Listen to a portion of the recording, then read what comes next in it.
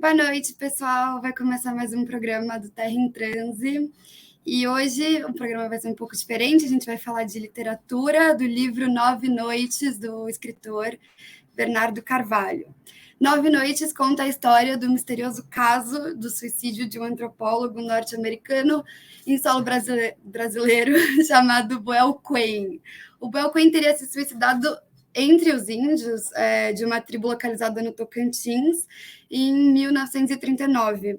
O caso foi meio que esquecido, não foi tão difundido assim ao público, mas o narrador do livro decide investigar as razões do suicídio 62 anos depois do ocorrido, ao se deparar com a história em um artigo de jornal. E o livro ele mistura a ficção e a não ficção, ele explora essa dualidade entre colonizado e colonizador, entre pesquisador e seu objeto de estudo, e nós, leitores, testemunhamos as tensões e violências entre os diferentes fios que compõem a rede de relações sociais no país. Os recursos retóricos realistas, que parecem compor um relato não ficcional com uma pegada jornalística, funcionam também como um mecanismo de questionamento aos discursos da verdade. A análise da obra oferece grande contribuição para a gente pensar alguns conflitos que perpassam o campo das relações internacionais, como o processo de formação de identidades, o colonialismo, as colonialidades no contexto brasileiro e os embates epistemológicos. Esse debate é particularmente importante no contexto atual de ataque aos direitos indígenas e suas terras. Pensando nisso, a edição 51 do programa Terra em Transe conta com a participação do autor de 9 Noites, Bernardo Carvalho, e o graduando em Ciências Sociais e Psicologia, Júlio Dávila. Boa noite, pessoal. Boa noite. Bernardo, eu queria começar perguntando para você, né, o seu livro ele gira em torno de diferentes momentos históricos, né? O livro se passa nos anos 30, né, enquanto o Brasil tinha uma política indigenista voltada mais para o paternalismo, da SPI, né, daí, e num outro momento também nos anos 60, né, um pouco das suas experiências ali no Xingu, que já é uma outra época do Projeto Rondon, de criação da FUNAI, de busca criar uma nova política indigenista, né? E ele foi escrito nos anos 2000, né? Ali no final do governo FHC, pós-Constituição de 88, quando o Brasil, querendo ou não, tinha uma nova abordagem, uma nova política em relação à população indígena, né? E eu queria te perguntar o seguinte, como você... como o seu livro ele expressa esses diversos momentos e essas diversas perspectivas em relação a essa população na história do país. Então, bom, obrigado pelo convite. Eu acho que é o seguinte, primeiro assim, eu não sou cientista social nem sociólogo, então, na verdade, essa resposta vai te decepcionar de qualquer maneira. E o que me interessa e me interessava na coisa do 9 Noites era menos uma ilustração histórica do Brasil, dos diferentes momentos históricos e das relações com os indígenas brasileiros, como é que o Estado lidou de diferentes formas ao longo da história do Brasil recente com os indígenas, mas uma relação do saber e como é que um sujeito representante do saber, da razão ocidental, como é que ele é destruído pelo seu objeto, entendeu? Então, eu acho que se tem um fio político aí que me interessa e que me interessou, e que ele tem uma dupla face ali, porque ele é político, mas ele também é um pouco o cerne da literatura, né, e das artes em geral, e do pensamento, que esse confronto entre um sujeito da razão que é destruído pelo seu objeto de eleição, entendeu? Então, tem várias camadas no livro que falam do suicídio, não é só o suicídio do antropólogo, mas tem uma ideia de suicídio e de paternidade que perpassa vários grupos de relacionamento no livro, né? Família do antropólogo, o próprio grupo indígena, né? As relações aí interpessoais, essa ideia de paternidade e suicídio, tudo tá toda o romance inteiro está embrenhado nisso, né? Mas eu acho que politicamente o que me interessava e me interessa em todos os meus livros, muito antes do Nove Noites, é essa ideia da identidade, né? Dessa crença numa identidade. É óbvio que politicamente não existe luta política sem formação de um grupo identitário, né? Quer dizer, você não luta sozinho em sociedade, você não existe sozinho em sociedade, né? Mas isso aí para mim sempre foi um negócio muito importante de pôr a própria ideia de identidade em questão, né? E aí nesse caso eu acho que é como se fosse um confronto de duas instâncias, que se pode dizer que são instâncias de poder, porque é um homem do saber, né, da razão, vindo para o terceiro mundo para estudar um grupo indígena que ele transforma, ou pretendia transformar no seu objeto de estudo, e como é que essa relação de poder ela se inverte e quem acaba destruído é ele, né? Então, acho que politicamente o livro, e isso em geral em literatura é o que me interessa, é menos uma ilustração ou uma espécie de apoio para um discurso sociológico ou histórico, do que uma reflexão em si, que é uma reflexão contraditória e problemática em si. O livro em si, ele não é uma fotografia, um documento que sustenta uma tese que já existe ou que, sei lá, está sendo defendida fora daquele lugar, mas ele é em si uma reflexão política e cheia de conflitos e de contradições, né? Bom, acho que eu vou então já aproveitar a sua fala para fazer a minha segunda pergunta aqui. Tem uma parte do livro que mais de um personagem eu acho que fala isso, mas que vai fazer uma reflexão sobre a memória não poder ser resgatada em sua totalidade, e ela é contaminada pela imaginação. E o próprio mistério do livro atesta esse entendimento, essa brincadeira entre ficção e realidade que termina na impossibilidade de esclarecimento, porque afinal a gente não descobre as verdadeiras razões por trás do suicídio do antropólogo.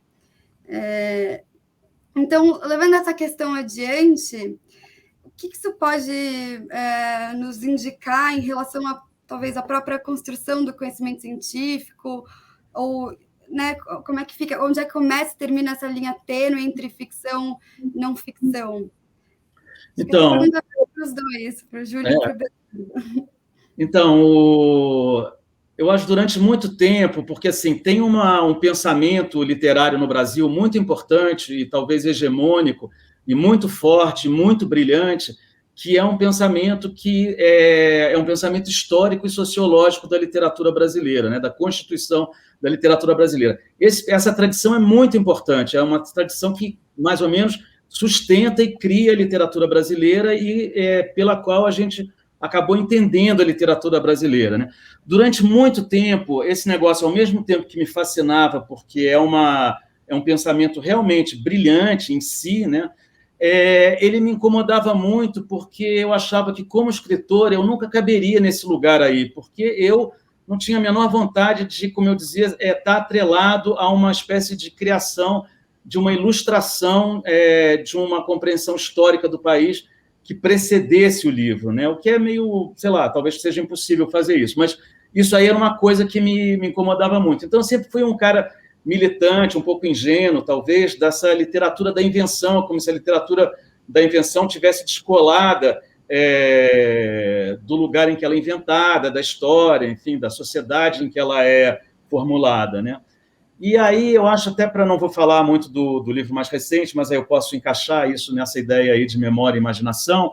De repente, conforme eu fui talvez amadurecendo, não sei, e sobretudo agora recentemente com essa coisa da pandemia, ficou muito claro, e com um pouco eu também ficando mais velho, as pessoas à minha volta, sei lá, meus pais, né, gente mais velha, não sei o quê, começou a ficar demente, né, sofrer de demência, que essa ideia de uma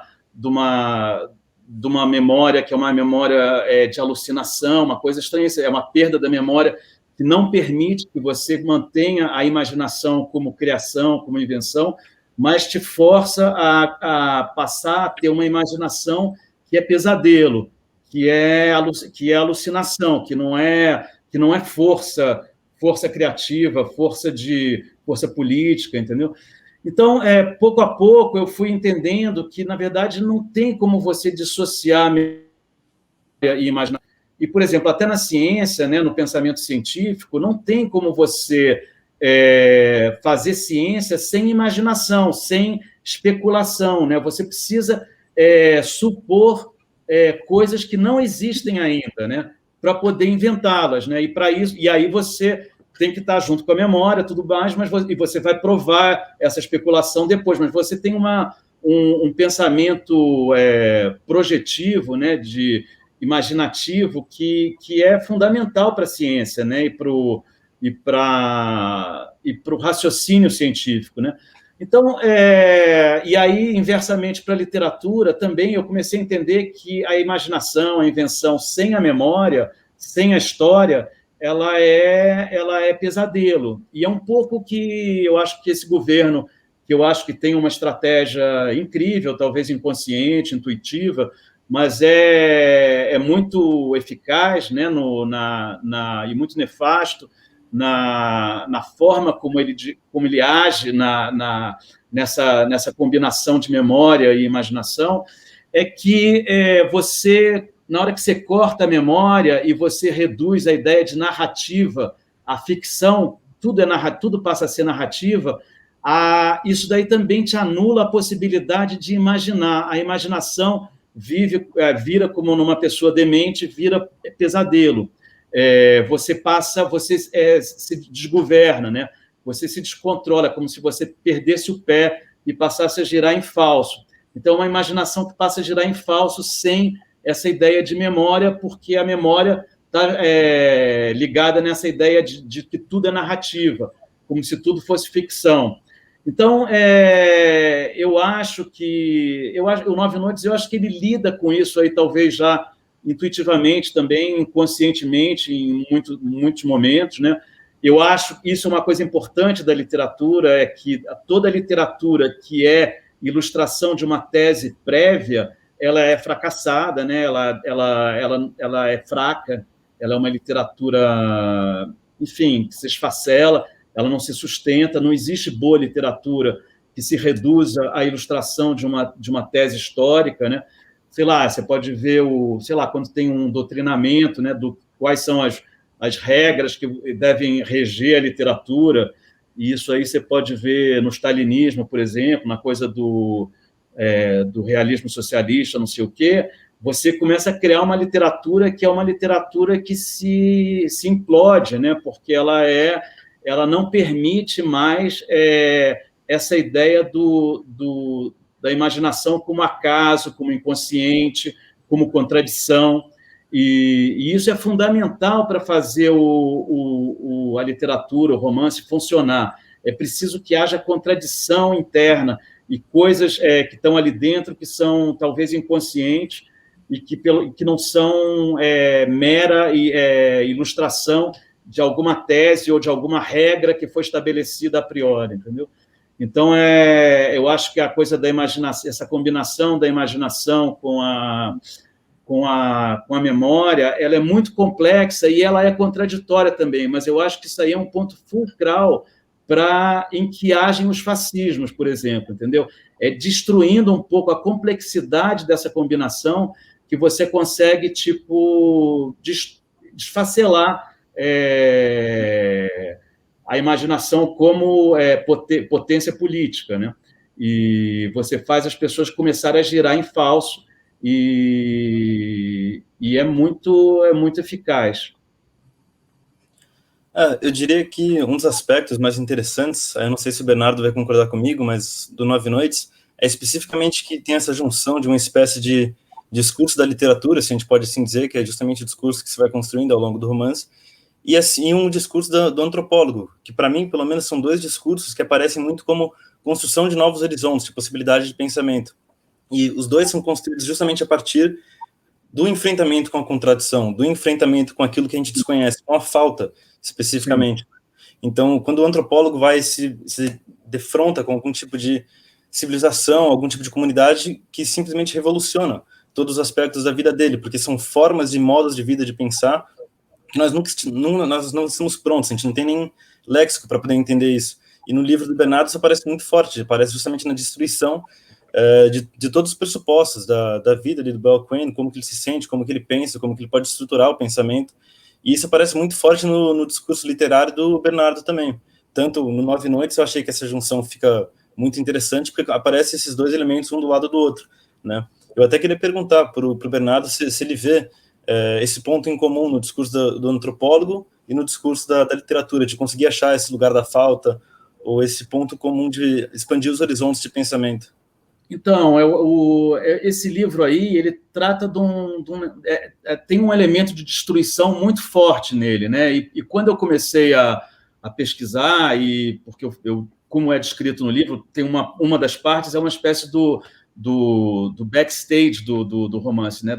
Como é que você escreve um romance. Então, é quase como se fosse uma paródia, assim, sei lá, uma construção narrativa do que é a construção de um romance, né? Então, eu li no jornal que eu descobri a história do Bell-Aquin, não sei o que, e aí eu comecei a pesquisar. E logo no início da pesquisa, eu deparei com as notas de campo dele no Strumai, que são, porque na época eles estavam em vias de extinção, mas eu acho que eles não acabaram, restaram uns poucos indivíduos, mas era uma etnia que ia desaparecer e que nunca tinha sido estudada por ninguém. E aí o que é interessante é que esse cara, que é o homem da ciência, né, e era um estudante muito brilhante de Colômbia, era um aluno dileto dos grandes expoentes da antropologia culturalista daquele tempo, em Nova York. Ele vem para o Brasil e a ideia dele, muito ambicioso, um pouco arrogante, era justamente poder estudar, ser catapultado para o centro da cena antropológica. E, para isso, a estratégia dele era estudar justamente uma etnia que ia desaparecer e que nunca tinha sido estudada. Ou seja, seria um objeto de estudo que ele dominaria absolutamente e monopolizaria esse objeto de estudo, né? Então, tem aí uma arrogância do homem da ciência, né, do homem da razão que vai para aí. E o que é interessante é que, na verdade, provavelmente ele já estava num estágio avançado de sífilis, e é por isso que ele começou a alucinar. Ele é contra o Estado Novo, porque o Estado Novo não deu a autorização para ele estudar essa última aldeia, que era uma única aldeia que restava. Ele vai para lá contra o Estado Novo, ou seja, contra a ditadura do Vargas, né? Mas ele cai doente ao longo do percurso. Então, ele já chega lá febril e num estado delirante. E quando ele chega nessa aldeia, os índios já estão vivendo num estado de delírio de sociedade, porque eles estão em vias de extinção e eles eram uma etnia muito guerreira, muito violenta. E todas as outras etnias que cercavam essa aldeia são potentes vingadores do que eles sofreram na mão desses caras que agora estão no papel do fraco, né? Porque eles vão desaparecer. Então, esse cara delirante, homem da razão, chega para estudar um objeto que também delira em torno do seu próprio desaparecimento, entendeu? E aí o que eu acho que, para mim, isso aí foi incrível, porque é um contato com o objeto que desfaz o observador, né? Desfaz o homem da ciência, ele contamina esse cara com aquilo que ele pensava estudar, com a distância que a razão dá. E então, na verdade, é como se o objeto tivesse tirado esse homem da razão desse mundo, que é o mundo que permite a antropologia e que permite pensar o outro, entendeu? E botar num mundo que ele desconhece, mas que talvez tenha muito mais a ver com o mundo, com a cosmogonia em que vivem esses indígenas, entendeu? E eu acho que, o paralelo que você estava fazendo com a literatura, que eu acho que para mim interessa, é como eu dizia, quer dizer, a literatura que me interessa é uma literatura que é em si um campo de experiência. e durante a feitura da literatura e durante a leitura. E um campo de experiência que não se reduz à representação ou ilustração de alguma coisa que a gente já conhece, mas que põe a gente num lugar, como leitor, como escritor, num lugar desestabilizador, entendeu? Isso me interessa. Então, isso aí vai contra o mercado, quer dizer, é um paradoxo que eu estou falando, porque eu quero ser lido, eu quero que comprem meus livros, mas, na verdade, eu faço uma literatura que é uma literatura quase que se auto-implode, entendeu? É uma literatura quase que nega o lugar que ela se propõe a ter, né? Então, é uma literatura que em si, eu acho que ela cria uma espécie tenta criar, não sei se eu consigo, né? Mas uma espécie de um paradoxo no próprio lugar dela, no mercado e tudo mais, sei lá. Faz uns anos aí, eu disse na Flip, depois de muita insistência, eu falei, foda-se o leitor, porque alguém estava insistindo para mim, e o leitor, você não pensa no leitor, não pensa no leitor? Eu falei, foda-se o leitor. Isso aí foi um escândalo, entendeu? Como se você dizer isso não pudesse ser parte da reflexão sobre a própria literatura e do que a literatura é capaz, entendeu? Então, eu acho que essa relação, esse confronto aí do antropólogo com esse objeto de estudo, destruindo ele, e também destruindo os indígenas, talvez tenha alguma analogia com a forma como eu lido com a literatura em confronto tanto com o meu objeto como com o leitor, entendeu? Esse meu discurso é muito ambíguo, porque ele é cheio de problemas, cheio de contradições, mas eu acho que tem alguma coisa aí dentro que pode tirar você desse círculo vicioso das representações, entendeu? E, para mim, hoje, o que é problemático na ideia de literatura como política é você reduzir a literatura a uma ideia de representação um pouco primária, entendeu? Como se a literatura em si não fosse nada a não ser o retrato do seu autor. Então, eu acho que... Bom, desculpe, estou me alongando. Não, imagina. Eu ia aproveitar só porque você tocou nesse assunto e a gente tem uma pergunta que fala justamente disso. Que fala dessa simbiose, espécie de simbiose, assim, entre o Buell Quinn, que é o antropólogo, com o seu objeto de estudo, que é justamente isso que você estava falando. E aí, não sei, talvez o Júlio consiga tentar trazer essa questão também para dentro das ciências sociais, pensando em sociologia, mas como é que a gente consegue explicar essa espécie de simbiose no contexto colonial? Tipo, o que isso nos diz a respeito da história das trocas na relação colonial entre brancos e indígenas? Se é que isso nos diz alguma coisa. Posso, né? Para eu responder? Claro, pode. Você, Júlio. Não, o que eu acho é que a literatura ela traz um lugar que não é o lugar das ciências sociais, e nisso é que ela tem que ser sublinhada, entendeu? Preservada e defendida. É que ela traz um lugar, um campo, que é um campo de forças em conflito, entendeu? E um campo experimental, quase, do pensamento, das ideias, das contradições. Então, como eu dizia, eu acho que tem aí uma relação complexa da ideia das relações coloniais e entre centro e periferia, e entre uma cosmogonia da razão ocidental, um certo eurocentrismo, e essas cosmogonias outras, né, como, sei lá, esse animismo que um pouco rege as civilizações indígenas sul-americanas, pelo menos. Eu acho que os lugares eles variam, e na literatura o que é interessante é você poder lidar com a ideia do outro não como uma projeção que essa cosmogonia desse mundo da razão produz, e que pode ser para o bem ou para o mal, pode ser o outro como inferior, né, como civilização inferior, mas pode ser uma idealização do outro também, como uma projeção no outro de alguma coisa que você gostaria que o outro fosse, né? O que eu acho que é legal na literatura é que o outro, ele é o outro, e o outro é insuportável também. Então, o que a literatura, de repente, põe em jogo é justamente quase a impossibilidade de você lidar de fato com um outro que não é projeção ou idealização das coisas que você gostaria que o outro fosse, entendeu? E nesse sentido aí, esse conflito do Buell Quinn com o Stromae, ele é muito revelador, ele antecede o livro, né, porque isso aí eu fui descobrir nas notas de campo dele.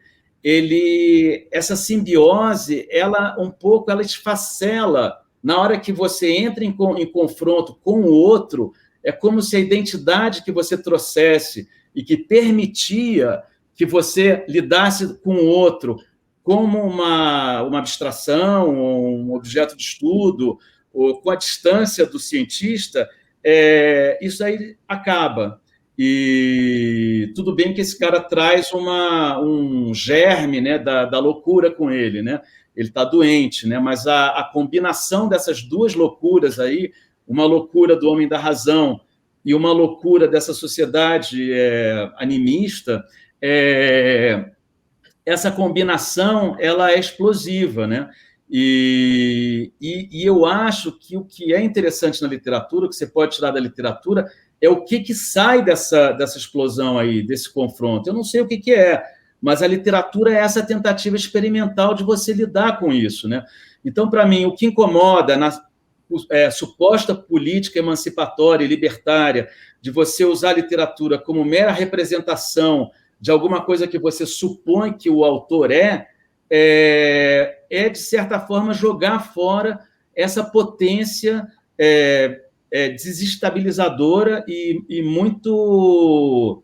e talvez um pouco insuportável nessa lida com o desconhecido e com as identidades muito mais como convenções do que como natureza, entendeu? As identidades como convenções sociais, para o bem ou para o mal, para uma luta política, beleza, são instrumentos para isso, mas não a identidade como natureza, entendeu? A identidade como criação social de relações sociais e tudo mais, entendeu? Então, eu acho que a literatura, a potência política da literatura, ela está justamente nesse lugar, que é um lugar de problema, é um lugar problemático e é um lugar incômodo, né? E o que eu acho é que está havendo, o que a gente está vendo hoje, em geral, e não é só no Brasil, muito no mundo anglo-saxão, mas em qualquer parte, é uma espécie de tentativa de naturalização da representação literária para suprir uma demanda que já está pronta antes dos livros existirem, entendeu? Enfim, eu acho que isso aí é um instrumento potente de emancipação, né, de conforto com uma ideia de identidade, né, de você se sentir bem com a afirmação de si, né, de quem você quer ser. Isso é interessante do ponto de vista político, claro, mas é jogar fora uma potência política que para mim, incrível na literatura e que pode ser destruidora também, né? O livro é um pouco isso, né? Quer dizer, são forças aí antagônicas de destruição, de suicídio, mas com as quais você tem que lidar, né? Não dá para encobrir isso aí e dizer, não, tudo é natureza, a natureza está domesticada e tudo beleza, porque não é assim. Eu acho que eu concordo inteiramente com o que o Bernardo falou. Ele tem uma frase sobre literatura que eu acho que é muito boa, falando justamente sobre a força dela, que é: literatura não é militância deliberada. Justamente porque se a literatura que ele estivesse produzindo tivesse a obrigação de estar correta do ponto de vista de um discurso sociológico, ou de um discurso mesmo politicamente correto, ela estaria perdendo essa força que ele vai ter de notar a exceção, de notar a contradição, de notar a negatividade que existe em algumas situações, que a gente pode não querer afirmar elas politicamente, ou a gente pode querer colocar elas em segundo plano na hora da formação de um pensamento sociológico, mas se ele está fazendo uma análise da sociedade, ou pelo menos se ele está observando a sociedade ali do ponto de vista dele, restringir o discurso dele ao que seria aceito na teoria sociológica, ou o que seria aceito numa discussão politicamente correta, é fazer perder toda essa força que ele está falando, né? Então, eu me lembro também de uma entrevista que você fez, Bernardo, que você falou sobre a reação das pessoas fora do Brasil em relação a você ter escrito literatura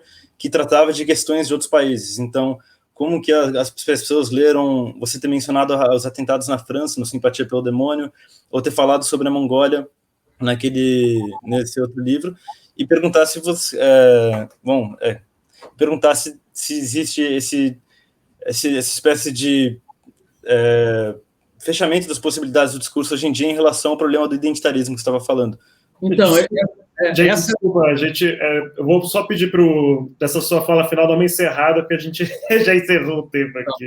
Não, é só porque eu acho que isso aí tem a ver com identidade, né? Quer dizer, eu acho que é muito louco, por exemplo, quando eu publiquei o livro que se chama Mongólia, eu publiquei na França, publiquei na Alemanha, publiquei aqui, e assim, aqui eu ouvi gente dizendo, não vou ler um livro que se chama Mongólia, porque isso aí não é literatura brasileira. Como se Mongólia fosse realmente o território da Mongólia. Também tinha gente que adotou o livro para o vestibular, ou não sei o quê, como se fosse um livro de história e geografia da Mongólia. Quando tem uma epígrafe, que é um trecho de um texto do Kafka, justamente que tenta fazer o leitor entender que ele está adentrando um território que é imaginário ali. Tudo bem, é na Mongólia, eu fui para a Mongólia, não sei o quê, mas é uma Mongólia que não tem a ver com a Mongólia real. Tem um monte de loucuras ali que não tem nada a ver com a história da Mongólia e tudo mais. E, por outro lado, na Europa, a ideia de que um exótico, o brasileiro, não pode falar de outro exótico, o mongol. Então, não há possibilidade de você ter uma espécie de entre-discursos, entendeu? Horizontais no mundo do exotismo para o eurocentrismo, entendeu? O eurocêntrico, ele permite que um inglês, um italiano, qualquer pessoa escreva tanto sobre a Mongólia como sobre o Brasil, ou um americano, mas também pode escrever sobre a Mongólia ou o Brasil, mas um brasileiro ou um mongol, a ideia do mongol escrever sobre o Brasil é inadmissível. E o que é estranho é que esse negócio se reproduz para a gente também. Você também não vai ler um romance de um mongol sobre o Brasil. E como o mongol não vai ler um romance sobre a Mongólia, entre aspas, escrito por um brasileiro. Então, tem uma reprodução de clichês identitários aí, e que eles são impostos também por uma matriz, né? Quer dizer, a matriz te impõe esse negócio, mas você assume isso também. E a perversão está nisso, né? Quer dizer, você assume e passa a reproduzir achando que se você não corresponder a esse clichê, a essa imposição identitária, você não é o que você deveria ser, que é brasileiro, entendeu? Então, um cara no Brasil que escreve um romance que se chama Mongólia, embora possa não tratar da Mongólia, ele é, em princípio, inconcebível, porque ele não corresponde à imagem que o brasileiro faz de si, mas que também está totalmente contaminada por uma imposição identitária que veio de outro lugar, né? Então, e aí... tudo bem, desculpa. Não, é só porque eu acho que os meus livros eles tratam um pouco dessa coisa movediça aí da identidade, entendeu? Isso aí eu acho que é politicamente muito rico e muito interessante. Obrigado por esse comentário final. Desculpa te interromper, o nosso programa é meio curtinho mesmo. Queria agradecer a todo mundo que assistiu a gente aqui. Fica ligado aqui na página do Gesso, no YouTube, no Facebook. Nas próximas semanas teremos programa. Siga o Gesso nas redes, Facebook, Instagram, Twitter, e acompanhe nossas publicações no blog e o nosso programa aqui no Terra em Trans. Valeu, gente. Até semana que vem.